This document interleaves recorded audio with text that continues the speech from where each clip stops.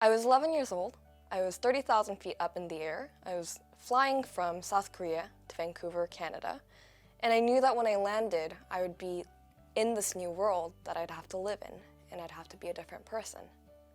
My name is Jennifer Yoon, but I was born Yoon Yae Gi.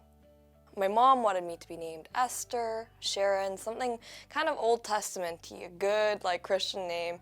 She is a very devout Christian, and even my Korean name had a Christian meaning, and I didn't like any of it. It sounded, no disrespect, but it sounded, not me.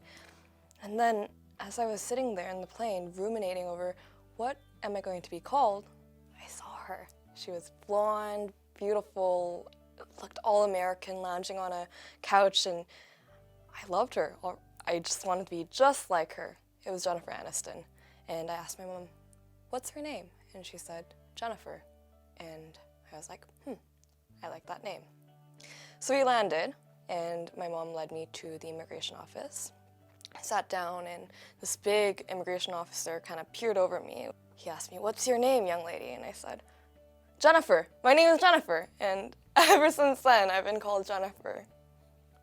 After I got off the plane and I was in this new world, it was a complete whirlwind. I have a lot of smells, like the smell of Dollarama and Home Depot or Canadian Tire. Even now when I go back, I'm like, oh, right. I'm transported back to the first feeling I had when I completely felt like I was on a new planet. And it was comforting in one sense to have a name that was recognizable, that other people could pronounce and really see me by, really recognize me by, but also at the same time, I think there was a tremendous sense of confusion with that name because being called a different name now, when you call Jennifer, I will turn my head, but then it took me a little bit to realize, oh, this is my name, and kind of get that recognition for myself of that name. I actually did not like it for a long time when people called me by my Korean name because, first of all, they would butcher it. The amount of Yae Gi Yoon that I would hear, it's pronounced Yae Gi, it broke my heart a little bit. And also the other part of it was, I think there was a sense that when you read on a piece of paper, Yae Gi Yoon, I kind of felt like whoever was calling that name always had like a quizzical brow, was like cocking their eyebrows and being like, Yae Gi Yoon. They expected someone who didn't speak English, who didn't assimilate to the culture, and Jennifer was emblematic and a symbol of me saying, hey, I'm a Canadian, I'm a part of this society, I'm a part of this culture. I was in Quebec and I was trying to get my health care. I just finished college, I needed health care, and I realized on my rent, on my bail, it says Jennifer Yoon because that's what the landlord knows me by. That's what everyone in the world except for my parents and the legal system knows me by. And I brought this piece of paper to get my health card, and it took me 4 months. It should have taken maybe a week, tops, one meeting to the regie, and it should have been done. And I kind of realized, what's the point of having this Korean name if no one calls me by that? If I change my name legally to Jennifer, a lot of the legal headaches that I encountered during this episode would not really be there.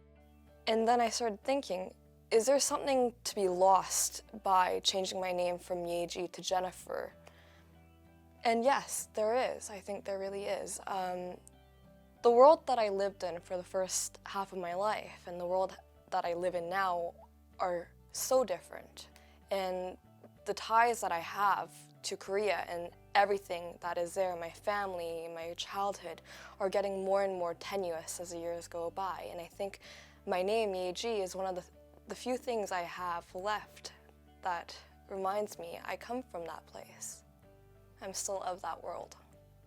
I absolutely feel like I have two identities sometimes, having these two names. I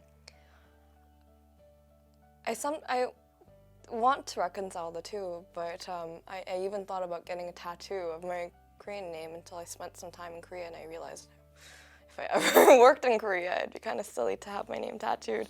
I'm still working that out, trying to slowly but surely integrate two identities and two things that these two names mean to me. I think it's a heritage because we're a country made up of immigrants. And whether we know it or not, our ancestors, many of them changed it. People continue to change their names when they come to Canada now, and I think it's part of our identity. I know having two names is really confusing, and I know not changing my legal name to the name that I prefer, that most people call me by, is kind of a pain. But it is important for me to keep it because it's an homage, and it's really, my Korean name is a love letter in a way that my parents wrote to me when they decided upon my name, and I don't want to let go of that.